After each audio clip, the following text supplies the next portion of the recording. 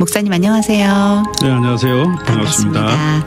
목사님, 오늘 주제는 왜 심령이 가난해야 천국에 갈 수 있나요? 인데요. 어떤 질문 보내주셨는지 오늘의 사연 함께 나눠보겠습니다. 목사님 안녕하세요. 오늘 심령이 가난한 자라는 찬양을 듣다가 평소에 그냥 지나쳤었는데 갑자기 이 구절이 이해가 안 되었어요. 심령이 가난한 자는 복이 있나니 천국이 저희 것이요. 심령이 가난하다는 의미도 모르겠고 왜 심령이 가난해야 천국에 갈 수 있는지도 모르겠어요. 마태복음 5장에서 나머지는 다 이해가 되는데 3절은 이해가 되지 않아 여쭤봅니다. 목사님, 오늘은 이런 질문이 들어와 있습니다. 심령이 가난한 자는 복이 있나니 천국이 그들의 것임이요. 이 말씀은 우리가 흔히 말하는 팔복의 첫 번째 복으로 우리가 많이 들어본 구절인데요.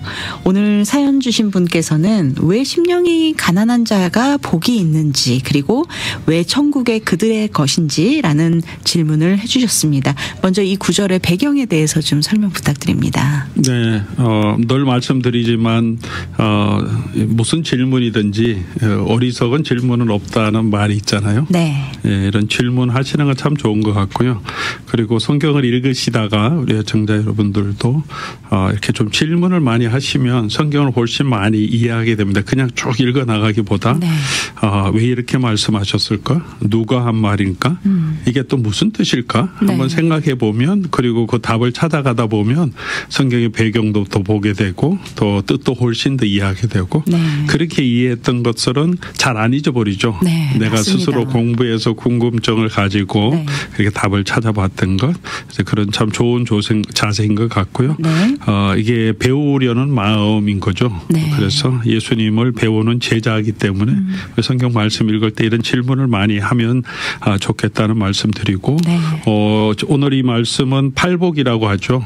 그게 첫 번째 부분인데 마태복음 5장 첫 번째 나오는 거고, 이 팔복은 산상보훈이라고 하는 마태복음 5장, 6장, 7장을 연결해서 쭉 예수님의 강화라고 하는데 sermon, 예수님의 설교를 쭉 연결해서 기록해 놓고 있어요. 네. 그 앞에 첫 부분이죠. 그래서 오늘 이 말씀을 조금 더 살펴보려고 하면 두 가지죠. 마음이 가난한 게 무슨 뜻인가? 그다음에 이제 천국이 저희 것임이라고 하는 게 무슨 뜻인가? 네. 그런 건데 여기서 천국을 먼저 좀 생각하고 마음이 가난한 의미를 좀 생각해 보면 천국이라고 할 때 예수님께서 이제 공생의 사역을 시작할 때 가장 먼저 선포하신 메시지가 성경에 다 나오잖아요. 네. 공간복음마다 뭐죠? 회개하라. 천국이 가까웠다. 아멘. 천국은 마태복음에서는 천국이라고 쓰지만 네. 마가복음과 누가복음에는 하나님의 나라가 가까웠다 이렇게 말해요. 네. 그리고 오늘 이 본문인 그 팔복의 첫 번째 마음이 가난한 자는 복이 있나니, 여기도 마가복음에도 여기에 해당되는 구절이 기록되어 있는데 네. 거기에서는 가난한 자는 복이 있나니 하나님의 나라가 그들의 것이며 이렇게 표현합니다. 그러니까 마가복음이 말한 천국은 그냥 우리가 보통 생각하는 heaven 이렇게 생각하는 게 아니라 네. kingdom of heaven, 원래는 정확하게 번역하면 그렇고요. 이게 하나님의 나라라고 이해하는 게 더 맞죠. 네. 그러니까 다른 공간 복음서에 다 하나님의 나라로 기록되어 있는데 마태만 천국이란 단어를 씁니다. 네. 그러니까 우리가 보통 천국 간다 이렇게 하는 게 좀 협소한 의미죠. 마태가 왜 천국, kingdom of heaven이라고 말했을까 하는데 학자들이 대부분 생각하기를 이제 하나님의 나라가 이 땅에 속한 게 아니라 네. 하늘이라고 한 예수님, 하나님이 계시는 그런 공간에 있기 때문에, 그리고 하나님의 나라의 영광, 그 권세를 세상의 나라와 구분하기 위해서 하늘나라 이렇게 표현한 거지. 네. 네, 그냥 우리가 죽어서 가는 그런 것들을 의미하는 건 아니고요. 그래서 네. 천국이라고 하는 것들을 항상 하나님의 나라의 개념으로 이해하는 게 성경적인 개념에 더 가깝습니다. 네. 하나님의 나라하고 천국, 그냥 해분하고 하는 거는 좀 의감이 좀 다르죠. 그렇죠. 느낌이 확 달라지죠. 네, 많이 다른데요. 예, 천국 네. 하면 그냥 항상 죽어서 어디 가는 네. 거. 그런데 하나님의 나라 하면 이 땅에서도 하나님의 나라, 네. 하나님의 다스림 이런 것들이 먼저 생각되고 좀 굉장히 통치 좀 개념이 넓은 개념이 훨씬 더 깊죠. 네. 그게 원래 성경이 말하는 개념이요. 예수님이 오셔서 회개하라. 네. 그 하나님의 나라가 가까웠다는 거죠. 네. 이 하나님의 나라라는 개념은 성경 전체를 이렇게 꿰뚫는 하나의 아주 하나님의 축복의 중심이에요. 창조 때부터 하나님께서 이루시는 그 나라의 축복을 우리에게 설명해 주시거든요. 네. 그래서 그 하나님의 나라를 세우고 하나님의 통치가 임하는 하나님의 땅과 하나님의 백성을 만들어가는 게 원래 창조 때 에덴 동산에서 하나님 계획하신 건데 네. 이 사람이 자기가 그 하나님의 통치를 거부하고 자기가 하나님의 위치에 올라가려고 하면서 이 하나님의 나라의 통치가 깨지고 네. 그다음에 이 세상에 나가서 이제는 세상의 왕국이 막 생기죠. 네. 세상의 맞습니다. 나라들이 네. 그 가운데서 하나님이 아브라함을 선택하시잖아요. 네. 민족들 나라들 가운데서 그리고 하나님의 나라를 세우려고 아브라함과 이삭과 야곱에게 그 언약의 약속을 주시죠. 내가 네 하나님이 되겠다 하면서 축복해 주신 게 땅이죠. 네. 땅을 주겠다. 그다음에 민족이죠. 네. 내 자손. 그다음에 왕들이 나오겠다. 땅, 민족, 주권 세 가지가 왕국의 기초잖아요. 네. 그렇게 해서 그 하나님의 약속이 민족이 세워지고 출애굽 때 그다음에 땅을 차지하고 여호수아 때 네. 다윗의 통치를 통해서 이제 하나님의 나라가 이스라엘이라고 하는 하나님의 나라죠. 킹덤 오브 갓 이 땅에 있는 그 하나님의 나라가 서는 것을 보여주는 거죠. 이제 성경의 축복은 항상 하나님의 나라와 연관이 있는데 그런데 성경이 보여주는 건 그 하나님의 나라 다윗의 나라가 영원한다고 그랬는데 영원하지 않아요. 망해버리잖아요. 네. 그 왜 그랬느냐. 그 이제 인간의 죄 때문에 그랬는데 그 다윗에게 약속해 주셨던 그 나라가 어떻게 회복될지를 이제 선지서를 통해서 우리에게 보여주시죠. 네. 그래서 나중에 다윗의 후손으로 오시는 메시아가 오시면 영원한 나라를 다시 회복할 거다. 아멘. 그게 약속을 주셨는데 예수님이 오셔서 선포한 게 그 말씀인 거죠. 회개하라. 네. 그 하나님의 나라가 이제 가까이 왔다. 그렇죠. 이제 그 나라의 왕으로 예수님 오셨다는 거죠. 아브라함과 다윗의 자손 예수 그리스도께서 오셨다고 마태는 그렇게 선포하잖아요. 네. 그 약속된 나라가 오셨고 그렇게 하나님께서 오셔서 그 회개하고 하나님의 나라가 그러니까 하나님의 나라가 시작되었고 그 하나님의 나라에 누가 들어오느냐. 하나님의 나라의 백성은 어떠해야 되느냐. 그 하나님 예수님이 이루시는 하나님의 나라의 백성의 윤리는 뭐냐. 이거를 설명하는 것이 예수님의 가르침이고 그걸 요약해 놓은 게 지금 팔복의 말씀이죠. 모든 예수님 가르침이 비유도 하나님의 나라에 대한 비유를 하시잖아요.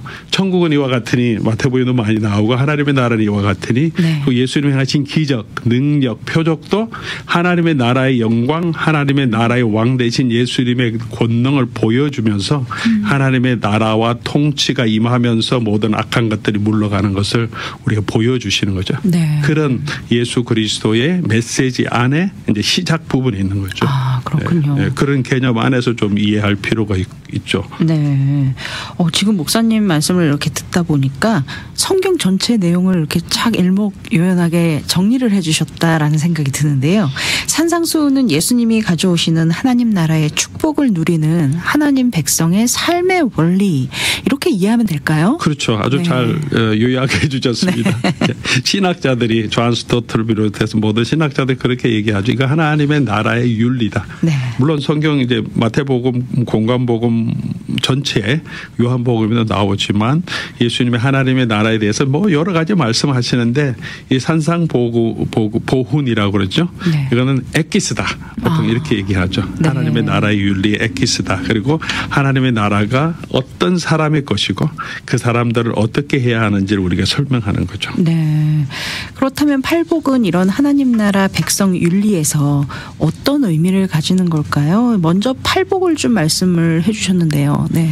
8가지 복이잖아요. 네. 보통 우리 팔복이라고 하는데 8가지 복이 뭐 다 다른 게 아니라 다 하나님의 나라의 축복이다 이렇게 이해하시는 게 더 적절할 것 같아요. 아멘. 물론 하나님의 나라가 첫 번째 심령이 가난한 사람에게 하나님의 나라가 저희 것이다. 맨 마지막 8번째 의를 위하여 박해를 받는 자는 복이 있나니 네. 또 그들의 것이다. 하나님의 나라가. 첫 번째 마지막에 복이 뭐예요? 하나님의 나라잖아요. 네. 천국.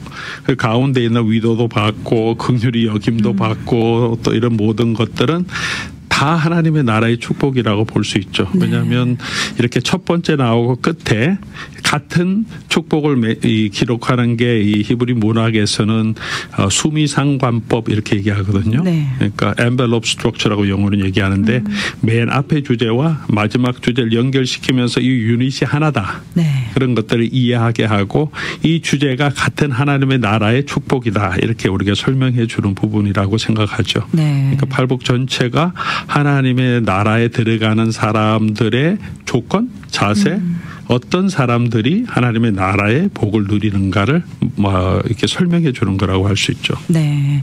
그렇다면 조금 더 구체적으로 들어가서 이제 오늘의 질문입니다. 네. 심령이 가난하다는 것은 무슨 뜻이고 또 심령이 가난한 사람은 어떤 사람을 의미하는 걸까요? 심령이 가난하다고 하는 것은 이제 그냥 경제적으로만 가난한 사람은 아니죠. 그죠? 네. 심령이란 단어를 썼는데 그렇죠. 누가복음에 동일한 내용을 보면 그냥 심령 단어가 안 나오고 그냥 가난한 사람 이렇게 표현해요. 네.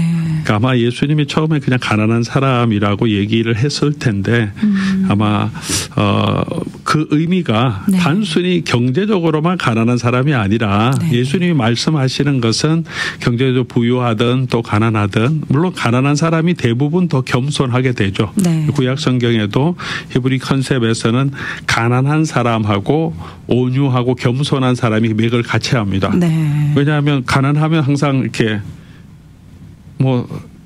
조용하잖아요. 내가 할 수 남의 말을 있는 게 들을 많지 수밖에 없고 않고. 겸손할 네. 수밖에 없고 험불할 수밖에 없죠. 네, 네. 가난한 사람이. 그래서 같은 의미를 사용하는 거죠. 그래서 네. 그걸 구체적으로 예수님이 말씀하신 게 심령의 가난이다를 설명해 주시려고 하신 것 같고요. 여기서 가난이라고 할 때 헬라어로 이렇게 기록돼 있으니까 가난이라고 할 때 이 헬라어에 두 가지 단어가 있는데 하나는 페네스고 하나는 포토코스라는 단어인데요. 네. 페네스는 그냥 너무 가난해서 그 생계를 유지하기 되게 어려운 사람. 요즘 말로 하면 저소득층. 네. 일일 노동자. 가난한 사람이잖아요. 네. 그런 사람이 이렇게 하루하루 벌어 먹어야 되니까 가난한 사람인데 그런 가난이 아니라 포토코스라고 하는 단어를 썼는데 심령이 가난한 것은 너무 가난해서 자기 스스로 뭘 이렇게 해 먹고 벌 수 있는 그런 능력까지 없는 사람. 그러니까 네. 남의 도움이 있어야 살 수 있는 사람. 그걸 해야 먹고 올 수 있는 그런 사람. 이제 고아와 과부 같은 그런 상황이죠. 그러니까 심령이 가난하다는 것은 이제 사람의 마음의 자세가 그렇게 완전히 뭐랄까요 브로큰 스피릿이라고 할 수 있겠죠. 네. 어떤 미국 학자들은 spiritual bankruptcy라고 표현하는데 이 마음의 가난의 상태를 이 뱅크럽 하면 자기가 혼자 살 수 없는 거잖아요. 네. 다른 사람이 도와줘야 하듯이 이 마음의 영적인 상태가 I can't do anything. 나는 아무것도 할 수 없으니 누구의 도움이 없이는 살 수 없다고 완전히 느껴지는 그런 상황. 네. 그런 마음의 가난을 이야기한다. 예를 들어보면 제일 좋은 예가 수로보니게 여자. 네. 기억하세요? 예수님이 스로보니게 지방, 두로 지방으로 올라가셔서 사역하실 때 거기에 이방 여자가 하나 찾아오 나오잖아요. 네. 자기 아이를 좀 고쳐주십시오 하는데 예수님이 개들에게 주인이 주는 음식 주는 거 마땅하지 않다. 아주 네. 이렇게 아주 좀 너무나 차게 얘기하시는데 이 여인이 그냥 해도 주인 밥상에서 떨어지는 밥 먹지 않느냐. 네. 좀 불쌍히 여겨주십시오. 그런 마음이죠. 완전히 정말 겸손. 자기 자존심 네. 아무것도 없어요. 그냥 제발 내 딸을 살려주십시오. 이런 마음인 거죠. 네. 그런 게 마음이 가난한 여인이고 또 어떤 경우에 또 예를 들어보면 혈루증 앓은 여인 12해를 혈루증 앓은 여인도 그냥 이제 도움 받을 수 있는 사람 아무도 없잖아요. 네. 그냥 무조건 예수님만 바라보고 그냥 누가 뭐라 그러든지 가서 그냥 옷을 만지고 예수님만 바라는 그런 마음이고 또 삭개오 뭐 그런 사람도 그렇죠. 네. 재산은 있지만 삭개오의 마음이 지금 어쩔 수 없잖아요. 네. 자기 마음이 지금 들 곳도 없고 영혼에 대한 그 고민도 많고 그래서 예수님 꼭 만나고 싶고 네. 그런 영적인 공허함을 느끼면서 이 세관장인데 나무 위에까지 네. 올라가는 거는 그렇게까지. 정말 절실한 마음인 거죠. 네. 꼭 예수님 보고 싶다. 지나가더라도만 보고 싶다. 네. 뭐 이런 마음 그런 것들이 아마 그 가난한 마음의 구체적인 예라고 할 수 있죠. 네. 그런 사람이 은혜를 받잖아요. 하나님 네. 주신 축복을 누리잖아요. 그러니까 하나님의 은혜, 예수님이 주시는 그 은혜가 없이는 나는 이제 이 세상에서 의지할 게 아무것도 없다고 하고 하나님과 예수님을 바라보는 그런 마음, 그런 사람에게 하나님의 나라가 임할 거다. 아멘. 비교해 보면 예수님이 그런 비유도 하시잖아요. 자기를 의롭게 여기는 바리새인 기도하고 성전에서 그다음에 세리가 올라와서 기도하는 것. 네. 바리새인 앞에 서갖고 손을 들고 내가 이것도 했습니다. 이것도 했습니다. 네. 자기 의를 하나님 나 좀 봐주십시오 이렇게 하는데, 세리는 꿇어 엎드려서 눈물을 흘리며 가슴을 치면서 나는 죄인입니다 이렇게 고백하는데, 누가 의롭다 함을 얻었습니까? 세리죠. 네, 세리가 예, 그죠. 네. 분명히 예수님과 하죠. 누가 의롭다 함을 얻었겠느냐? 세리 같은. 네. 그게 이제 마음이 가난한 사람이라고 할 수 있겠죠. 그래서 바리새인 같은 마음으로 결코 하나님의 나라에 들어갈 수 없다. 아멘. 하나님의 나라의 축복을 얻을 수 있으려면 그런 세리와 죄인 같은, 그런 혈루병 얻은 여인 같은 그런 마음이 있어야 된다. 네. 하나님의 은혜 없이는 나는 혼자서는 도저히 구원 얻을 수 없는 존재인 것을 자각하고 네. 그렇게 엎드려서 하나님의 도우심을 구하는 것. 그게 이제 마음의 브로큰네스죠. 마음이 네. 브로큰. 그래서 복음을 선포할 때 예수님도 회개를 선포하죠. 네. 마음의 변화, 삶의 변화, 턴어라운드, 리펜트. 그리고 하나님의 나라를, 예수님을 믿으라. 아멘. 회개가 있어야 되는 거죠. 아멘. 이런 브로큰 스피릿이 있어야 네. 우리가 예수 그리스도 영접할 수 있죠. 그런 사람이 죄에 대해서, 자기 상황에 대해서 애통할 거고, 그런 애통이 있는 사람이 네. 온유할 거고, 아멘. 온유한 사람이 또 의를 찾을 거고, 하나님의 의가 필요하고, 그런 의를 의롭다 하면 어떤 사람이 남을 긍휼히 여길 수도 있고 네. 긍휼히 여긴 사람이 화평하는 마음도 주시고, 그런 은혜를 체험한 사람이 복음과 예수님의 이름을 위하여 의를 위하여 고난을 받는 것도 기꺼이 감당할 수 있는 네. 이게 그냥 다른 그런 게 아니라 이런 은혜가 있으면 함께 나타나는 하나님의 사람들, 하나님의 백성의 모습이다. 네. 그러니까 육체적인 할례 받은 그런 사람들이 하나님의 백성, 예수님이 이루신 하나님의 나라의 백성이 아니라 이런 심령을 가진 사람이 하나님의 나라가 그들의 것이다. 이렇게 예수님이 설명하고 계신 네. 거죠. 그것이 팔복이군요. 네. 잘 알겠습니다. 그런데 이 구절을 반대로 생각해 보면 마음이 부유한 사람은 천국에 들어갈 수 없나요? 라는 의문이 생길 수밖에 없는데요. 심령이 가난하면 오히려 마음이 궁핍해져서 남을 돌보지 못하지 않을까라는 생각도 들거든요. 그런 의미라기보다는 네. 이 본문에서 예수님이 말씀하시는 가난한 마음은 그냥 결핍을 느끼는 그런 어떤 물질적인 자기 만족을 채워주지 못하는 게 아니라 하나님과의 네. 관계에 있어서를 얘기하시는 거죠. 네. 이 하나님의 관계에 있어서 완전히 자기가 하나님의 도움 없이는 살 수 없는 마음이고 네. 그런 사람은 이웃과의 관계에서 훨씬 더 자비를 베풀어 줄 수 있겠죠. 네. 그래서 사람과의 관계가 아니라 하나님의 네. 관계에서 얘기하시는 거죠. 네. 감사합니다. 그렇게 좀 분류를 해주시니까 오히려 좀 정리가 되는 것 같습니다. 그렇다면 심령이 가난한 자, 어떻게 하면 이 심령이 가난한 자가 될 수 있을까요, 목사님? 네. 그래야 구원을 얻는데 하나님의 나라를 얻는데 네.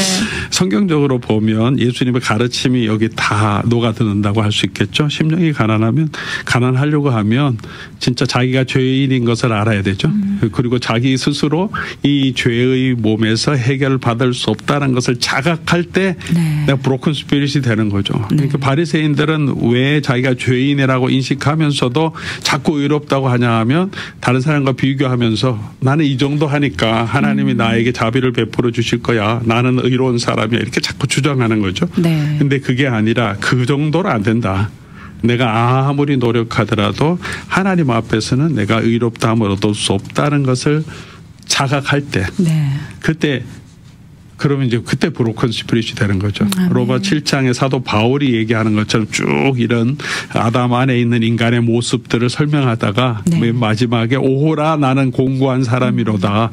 이 사망의 몸에서 누가 나를 건져내랴. 네. 의로우려고 율법을 자꾸 취하는데 율법을 가지고 있으면서 의를 행하려고 하는데 보니까 자기가 죄를 짓는 게 더 많아. 네. 육체의 욕심 때문에. 이게 자꾸 반복. 그래서 더 율법을 붙드는데 더 많이 죄를 짓고 더 많이 교만해지고 그렇게 되니까 이 악의 사이클, 죄의 사이클에서 도대체 벗어날 수 없다. 그러면서 네. 사도 바울이 그렇게 고백하는 그런 자각이 있을 때 가능하겠죠. 그래서 네. 우리가 마음이 겸손하려면 이런 자기가 정말 하나님 앞에서 죄인이라는 것을 알아야 되는데 어떻게 알겠습니까? 그거를.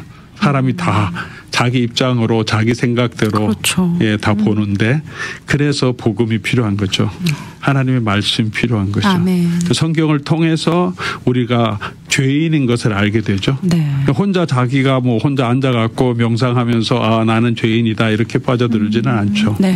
하나님이 얼마나 죄인인 것은 어느 정도는 자각할 수 있겠지만 정말 구원받지 못하는 죄인인 것은 하나님의 말씀을 통해서 알 수 있고 그것뿐만 아니라 그 죄의 결과가 얼마나 심각한지도 하나님의 말씀을 통해서 알 수 있고 그리고 예수 그리스도 안에서 우리가 얻는 구원이 얼마나 놀라운 것인지도 또 하나님 말씀을 통해서 알 수 있는 거죠. 아멘. 그래서 이 마음이 가난해지기 위해서는 이제 복음을 들어야 되는 거죠. 네. 하나님 말씀을 알아야 되고 그래서 믿음은 회개와 항상 같이 가는데 믿음과 회개는 들음에서 나는 거죠. 아멘. 그래서 말씀을 자꾸 듣는 것이 필요하고 네. 성경을 통해서 그렇게 우리 자신도 보고 하나님의 구원의 놀라운 능력도 보아야 겸손해지고 또 같은 맥락이지만 두 번째로 또 살펴볼 수 있는 건 하나님의 영광을 보면 네. 또 우리가 정말 부족한 걸 알 수 있죠.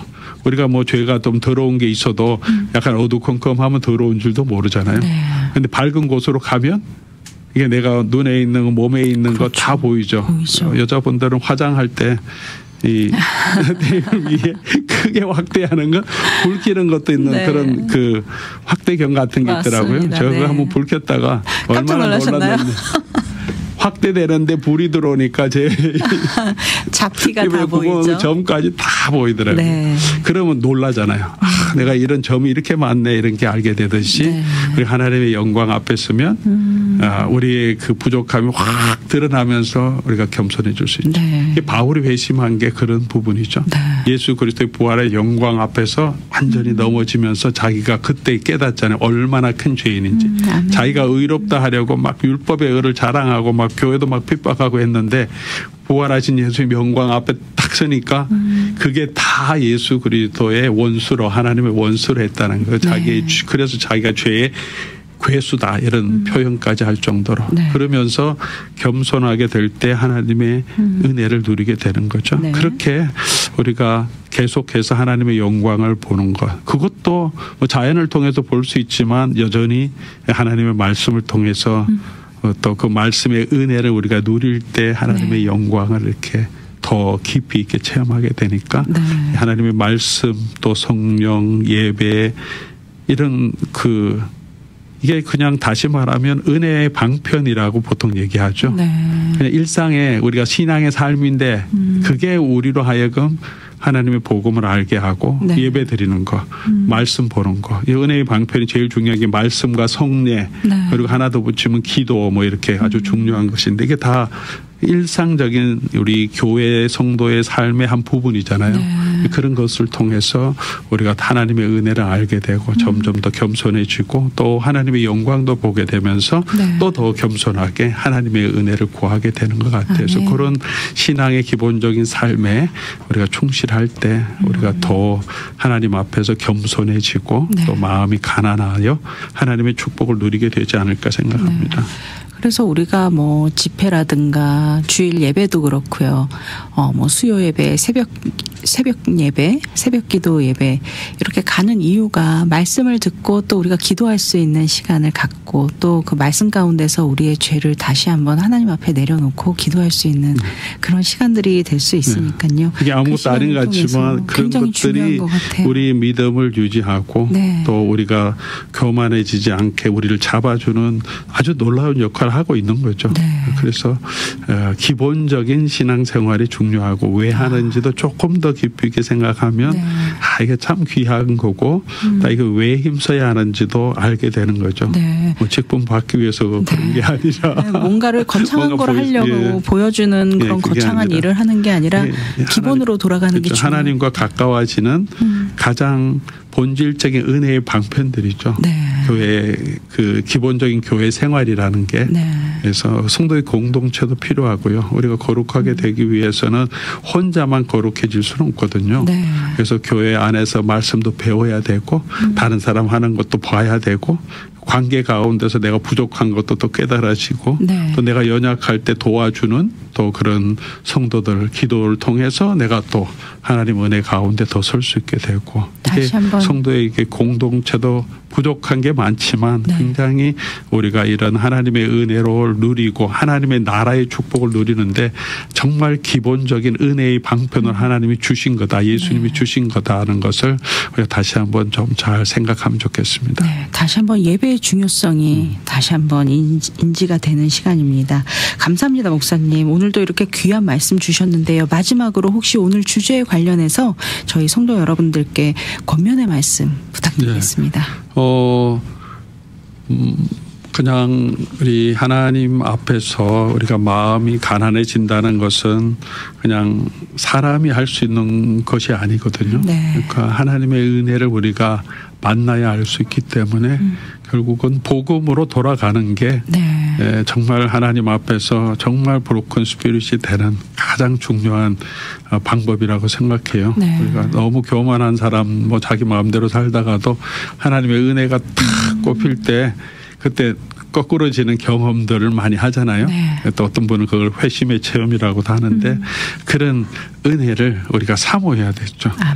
사모하는 자에게 항상 하나님께서 주시고 또 성령께서 우리 가운데 있을 때 우리의 마음을 변화시켜 주시기 때문에 우리가 구하는 자에게 성령을 주시지 않겠느냐. 그래서 구하라 찾을 거다 뭐 예수님 말씀하신 것에 구함의 핵심은 나중에 성령이라고 얘기하잖아요. 좋은 것은 성령이다. 그래서 이 모든 것들이 성령이 우리에게 주시는 사이기 때문에 그래서 우리가 구하면 하나님이 주신다. 그래서 사모하는 마음으로 하나님 내가 정말 하나님의 은혜를 더 알기를 원한다. 그런 마음으로 예배 기도하고 또 그런 마음으로 하나님 말씀 묵상해 갈 때 하나님께서 우리에게 은혜를 주시는 것 같고요.